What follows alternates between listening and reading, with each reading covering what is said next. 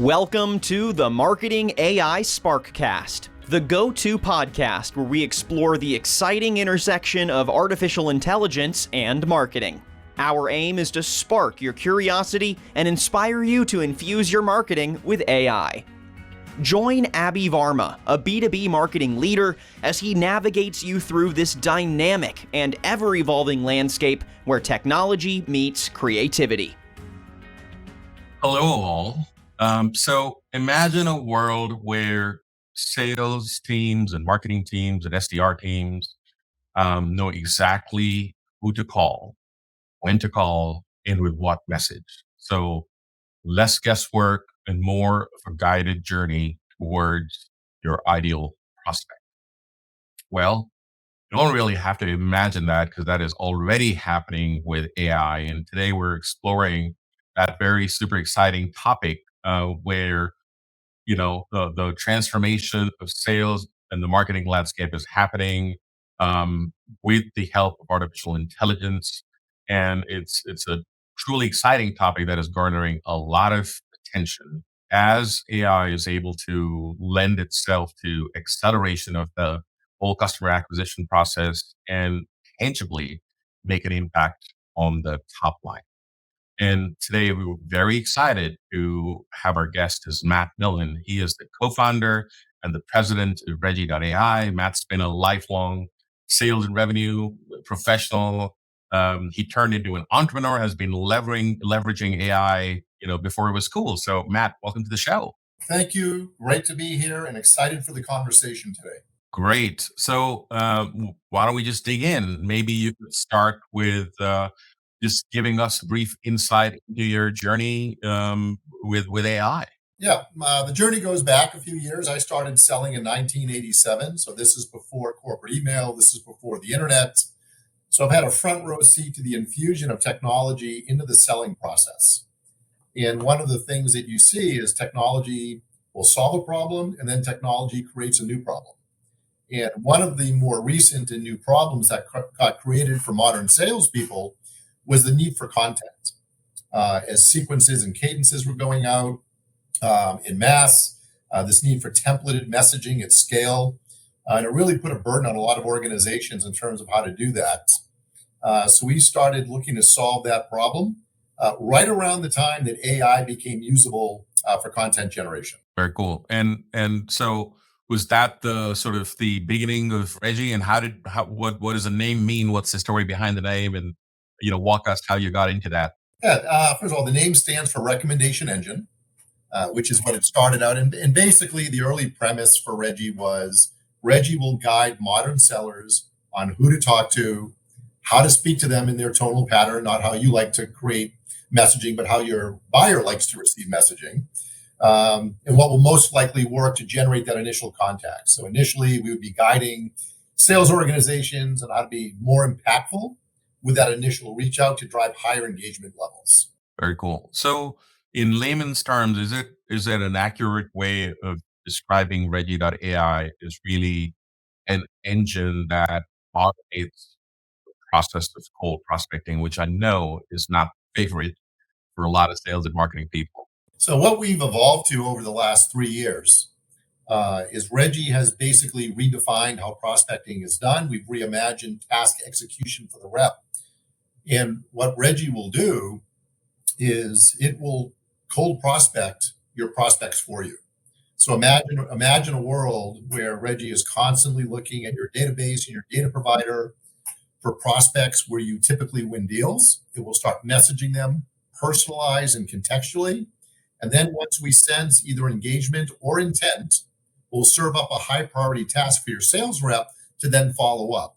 So what we've done is we've taken cold outbound, which most people don't like to do, and we've turned that into warm follow-up, which is a much friendlier sales activity. Very interesting. And you guys have been doing this for the last few years. How long has it been? 3 years. We were doing AI before it was cool. In fact, we were using AI, before it could structure a sentence or put a subject line together.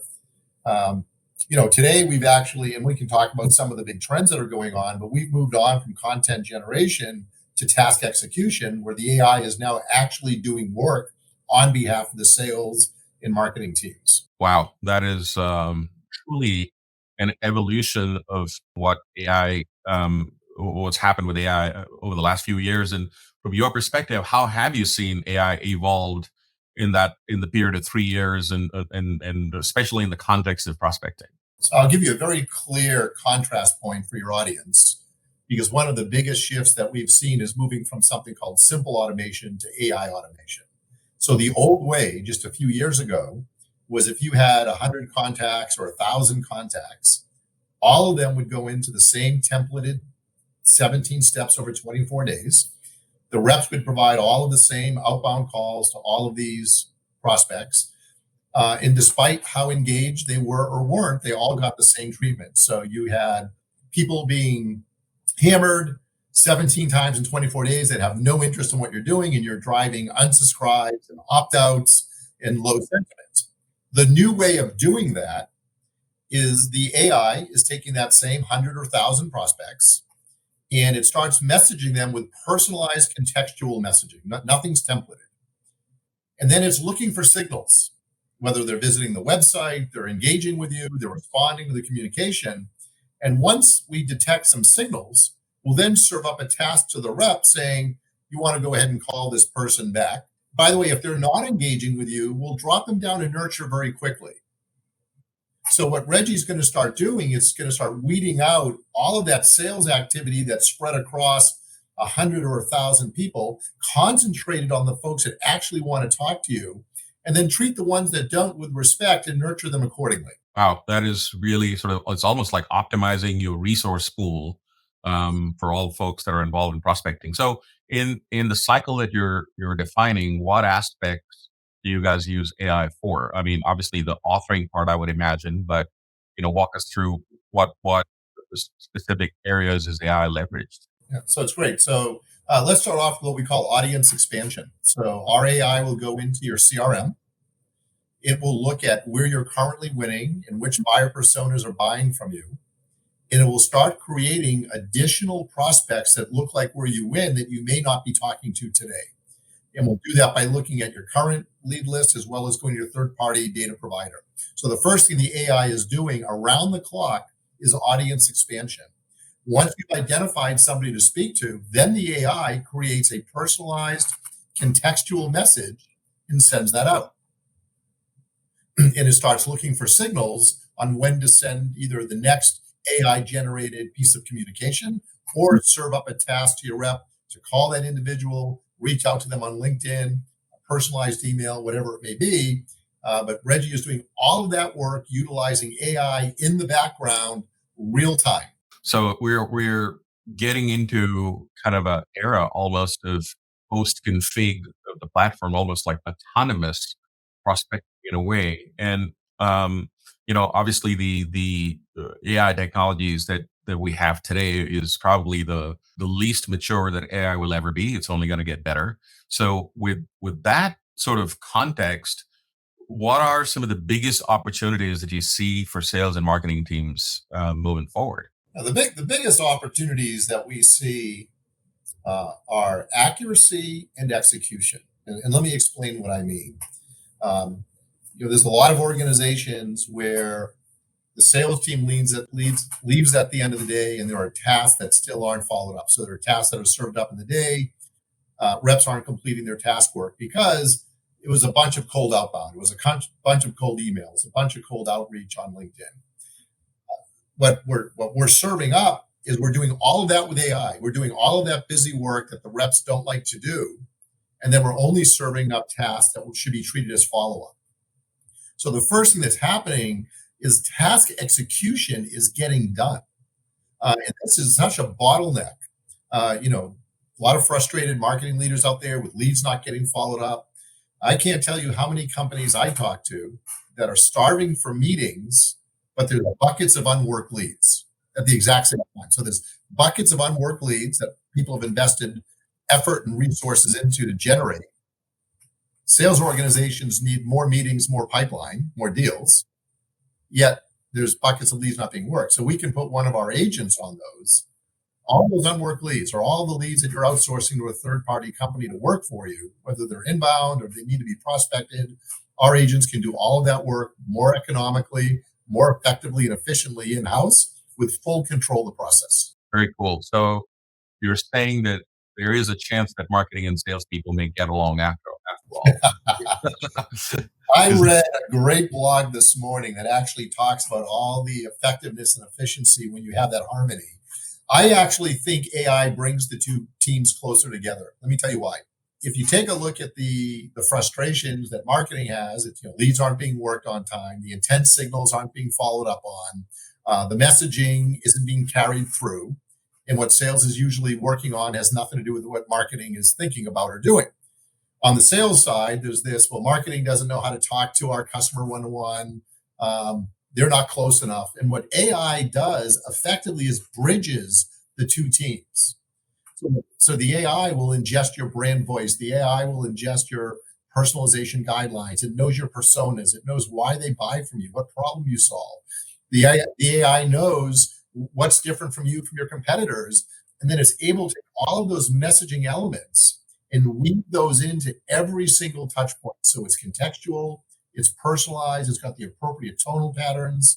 So marketing's happier with the messaging going through, and sales is happier because that messaging is having more impact. very cool. So you guys have been doing this for 3 years and nothing succeeds like success. So can you talk to us about maybe a success story where, people have used this and tangible outcomes that, this appears to be almost too good to be true, because it can really, accelerate, the top line and increase the top line for organizations that have this sort of stuff, and it's a well-oiled machine. So would love to hear any success story that you may have to share. Yeah. So first of all, we have documented case studies available on the website, but I can share a few stories, and I actually will start with with us. We actually built all this technology and used it in house for months, to make sure it works. So what we saw and what customers should expect to see is about a 30% lift, uh, like a documented 30% lift. We see in any given 4 week span, 30 to 35% more meetings. We document the amount of pipeline generated from the AI. Like it is like our reps will come in Monday morning, or in fact, we had our revenue kickoff last week. So everybody was out of the office for a day and a half. Reps came back in, meetings were on the books. Like the agent was setting meetings. Now, sometimes they need to be followed up, but you'll see that. You'll see documented pipeline, and the platform will track like hard ROI. But I'll give you what you'll see a few things. Thing number one, you will see engagement rates typically go up. But I think most importantly, and one of the increases that we didn't expect to see was prospecting sentiment went up. So prospects actually were happier because the messaging they were getting was more contextual. If they weren't interested, they weren't getting hammered. They were getting dropped back to a nurture track. So what you're seeing is you're getting more engagement off the activity. The AI is doing the hard stuff the reps don't like, so the rep sentiment's going up. And in effect, you're going to see 30% more meetings, and then based on your conversion ratios, you'll see the corresponding pipeline being generated. And that's what you should expect to see. Very cool. So that to me it sounds amazing. It's hard numbers. It seems like AI is really making the job, and sort of the function of prospecting much more efficient, much more meaningful, and is a true buddy to prospecting teams, sales, marketing, SDR, XDR teams. So it's very cool to see. But a common concern that people have, especially when you spoke about engagement or personalization, especially when we're doing personalization at scale, where you know AI needs to know who it is engaging, who it is trying to engage with. It needs to know details about that person. It's connecting to CRM systems. It's connecting to third-party data sources. Yep. I'm sure this isn't the first time this question would be asked of you, but what does that mean in terms of the privacy aspect of AI? Like, how do you guys guard people's privacy, making sure that that's not misused and that sort of stuff? And as a sort of um, uh, affiliated question is the accuracy. You mentioned that also earlier, where with most personalization, unless it's like historically, like you said, templated sort of format, you break people manually down into segments and say, these are dog people and these are cat people, and I'm going to mark leashes to one group and litter to the other one, that sort of thing, which is a very manual process. But if you're doing it at scale, what are the guardrails of how AI is defining what to personalize on, other than, hello Bob, which is personalization 101. But beyond that, there are so many attributes of prospects that one could take. Either activity, it could be their firmographics, it could be the job title, it could be the industry. So would love for you to sort of address both things. One is the privacy part and the other is the accuracy part. And they sort of need to work hand in hand, because from a privacy standpoint, if that's a concern and we can't look at all that information, then the accuracy of your personalization may be really impacted. So we'd love for you to address both of those issues and how you think about it. Yeah, well, let's break this down. So first, how we set it up. So the first thing we do is the platform will build out the personas that you sell to. So let's say you sell to revenue leaders, operation leaders. So what you would literally do is build out the different titles that you sell to. And then there's attributes about those personas, like why do they buy from you? What problem do you solve for them? How do you normally speak to them? What assets do you have that you typically provide them? And the platform learns your personas. And then we learn your brand guidelines, your personalization guidelines. So everything gets set up in this system. Then in real time, when a rep is looking to do some personalized element, or the AI doing a personalization element, it starts off with a prospect. So a prospect will pop up in an email, a LinkedIn box, a phone call, whatever it may be. And the minute a prospect pops up, my product will automatically recognize that prospect against one of the personas that you sell to, automatically. So if it's one of your prospects, we'll do a persona match. And then based on that persona match, all the personalization rules and guidelines kick into that persona. And then, for instance, in one persona, you may personalize around a CRM field. You may personalize around the most recent post they did on LinkedIn. You may personalize around some job experience, whatever it may be. You determine that. And what Reggie's going to do, it matches the persona. It's going to run out. It's going to look at all the rules, and then it's going to write the appropriate message in the appropriate format based on where you are, which workflow you're in. And it's going to do just that. So we're going to personalize around, financial data, CRM field, whatever it may be. No personal data, nothing that's not available on LinkedIn or around the business that they work for. And that will either automatically get sent out. If it's in an automated workflow, if it's in a manual workflow, the rep has the ability to look at what was created. But we're going to get a little bit deeper, because within the rep workflow, we actually see 3 levels of engagement. At the highest level, you may have an enterprise or strategic rep that focuses on a very small subset of accounts, and they're going to be much more involved and much more engaged in the research process and the communication to those prospects. So we have what we call 3x3 workflow. It takes about 3 minutes, not 30. It runs out. It does all the research on your prospect. It lets you select which 3 areas you want to personalize from. It's going to give you 3 personalized options to choose from. You choose the one you want and send it off. We take about a 30-minute process of doing all the research, making it contextual to why you're reaching out in the first place, putting it in an email that makes sense and is sales ready, sending that off. Now, you may have somebody working like SMB, higher volume, a little less touch, but not completely hands-off. What Reggie will do is automatically, using our Rapid Writer feature, we'll just serve up 3 emails. No work need to be done. Whoever admins Reggie is determining which 3 personalization points we're going to pull from, and the rep just gets to choose which one. So again, we'll take a 20-minute process and bring that down to about 20, 25 seconds, because they have to read each of the 3 emails. Then you have like your small business team, high volume, and typically would never get personalized. We have what we call the bolt, lightning bolt.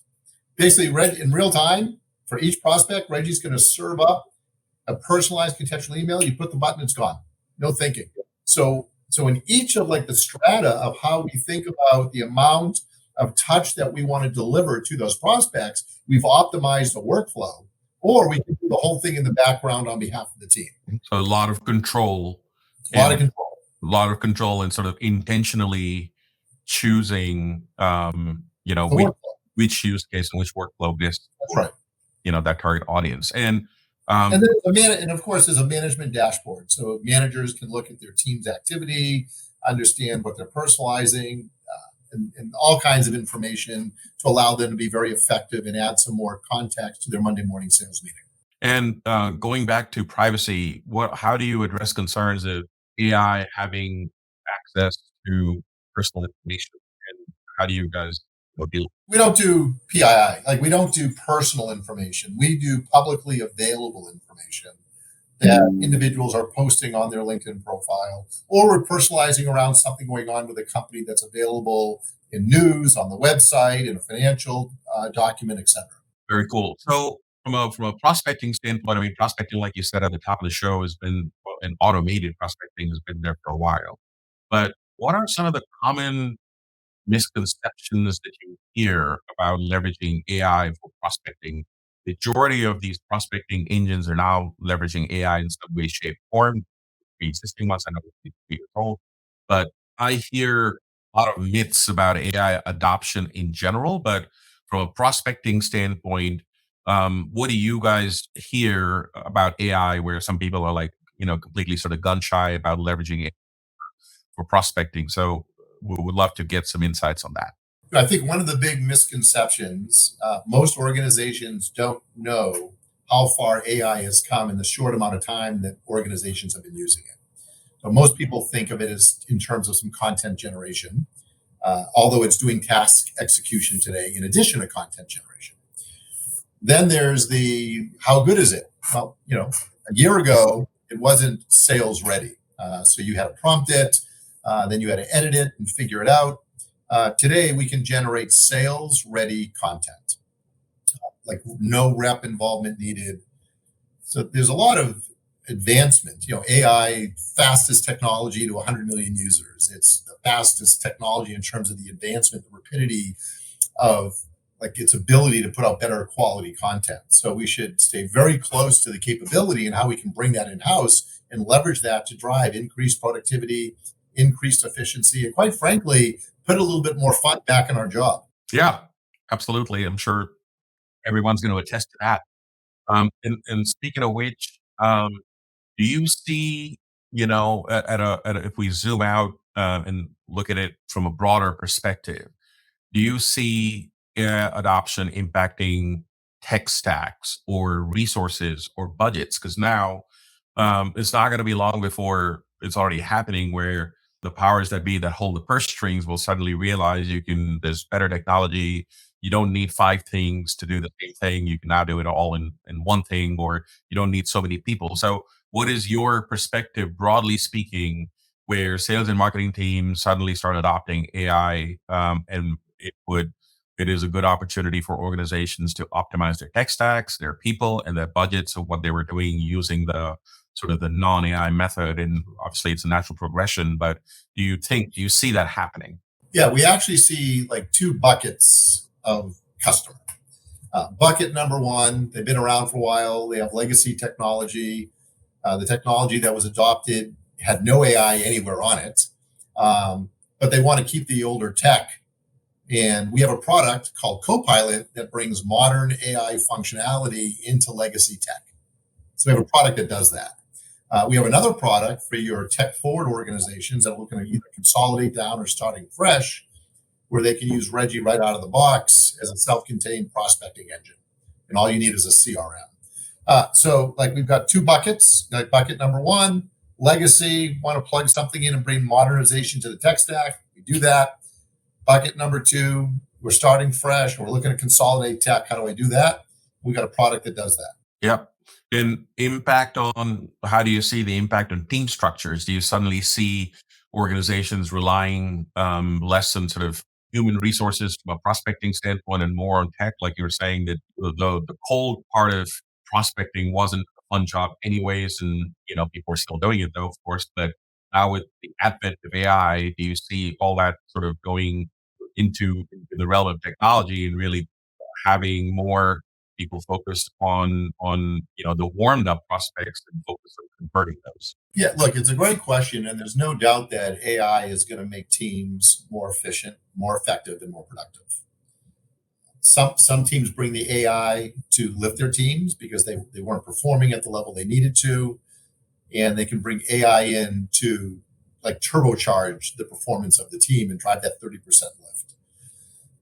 We see small teams that are trying to do Herculean tasks, and there's just no way they're able to do it. And the AI comes in, does a lot of that background work to allow the smaller team to be effective. Again, teams are outsourcing work. You don't have to outsource. You can now insource it to the AI as opposed to outsource it. Or you can use the AI to do work you just weren't doing. So in most of these cases, no one's getting displaced. This was just work that wasn't getting done for whatever reason, or outsourced to get it done. In all these examples, the AI can come in and get that done. Now, we do see after last year, many sales teams are smaller than they were a year ago. And again, the AI can come in and help drive and lift that productivity for these new team sizes. Yep, for sure. All right, home stretch here. So as we look into the future, what are some of the emerging AI trends that you believe is going to have the most significant impact on marketing teams and sales teams and the business of prospecting? Yeah, I think that's like an interesting question because on one side, it's so hard to see a year down the road with AI because it's evolving so rapidly. But what you can do is you can imagine and extrapolate from the experiences that we've had and thinking about how the AI has impacted the different workflows, whether you're in marketing, sales, operations in the middle, everything from list building all the way up to messaging and execution.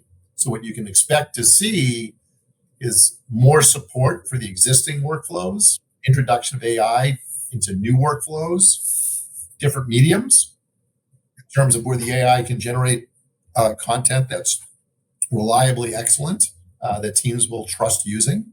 So I think that's what we should expect to see. Like it'll be better, faster, and be more present in our workplace. Yeah, really exciting and a little bit scary aspect of the future. But I think if it is sort of managed well and handled responsibly, then it has a lot of potential for really, accelerating the whole pipeline, starting with the prospecting engine for a lot of organizations. And that's just the beginning. Yes, for sure. Well, Matt, thank you very much for joining in. Before we sign off, any parting thoughts, words of advice to sales and marketing folks who may be tuning in? Yeah, first of all, I would love to connect and keep the conversation going. Easy to find on LinkedIn. But I would say a couple quick things. Number one, we're at a point now where you can trust the AI. Number two, test it. Like bring it in, start testing it, working with it, see where it fits into your model, see where it doesn't. And then lastly, from a brand perspective, how far do you take the AI into your sales process where you want human interaction to human interaction? And that's a brand decision. So I think you can trust it, you should be testing it, and let your brand guide your AI journey. Great words of advice. Thank you very much to our listeners. We really hope that today's discussion has sparked your curiosity, and we really hope that it's going to inspire to explore AI, like Matt mentioned. If you have any experiences or questions related to this topic, I would love to hear from you guys. You can reach out to me or to Matt on LinkedIn. Make sure to follow Regie.AI's social channels. You can go check out the details about the platform itself on Regie.AI. But yeah, thank you for listening. And until next time, keep innovating.